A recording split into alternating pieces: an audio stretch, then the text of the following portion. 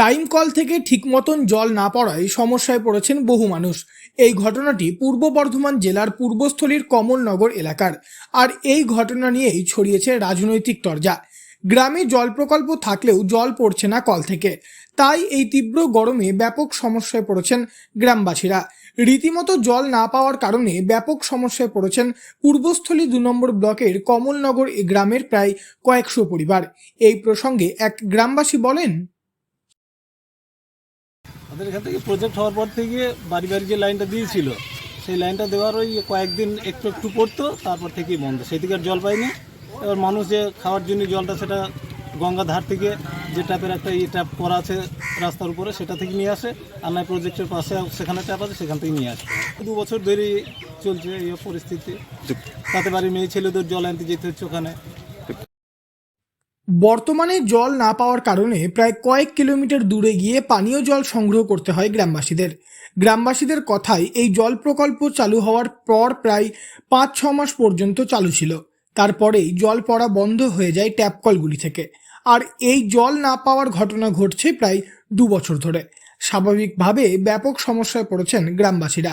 এই প্রসঙ্গে বিধায়ক তপন চট্টোপাধ্যায় জানান,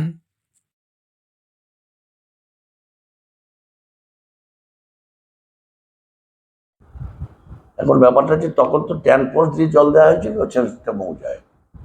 কমলনগরে যখন জল প্রকল্প চালু হয়েছিল, মাননীয় মন্ত্রী সুব্রত মুখার্জি সেই উদ্বোধন করেছিলেন। এইবার পরবর্তীকালে আমরা জলসংযোগ প্রকল্প মমতা ব্যানার্জি সেই বাস্তবে রূপ দেওয়ার জন্য বাড়ি বাড়িতে আমরা জল দেওয়া হচ্ছে।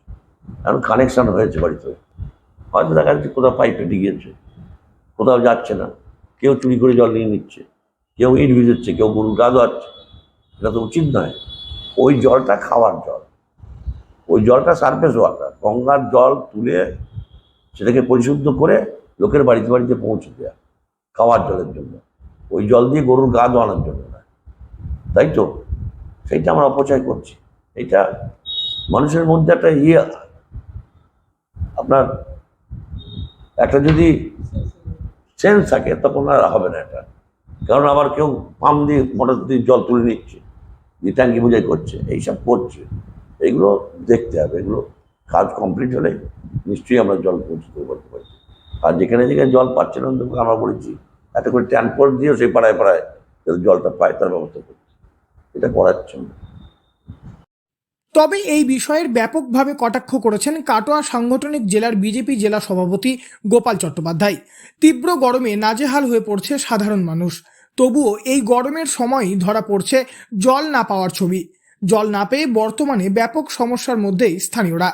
এখন দেখার বিষয় ঠিক কতদিনে এই সমস্যার সমাধান হয়, নাকি এখনও এই গরমের মধ্যে জল কষ্টেই ভুগতে হবে গ্রামবাসীদের। পূর্ব বর্ধমান থেকে বনোয়ারিলাল চৌধুরী, লোকাল 18 বাংলা।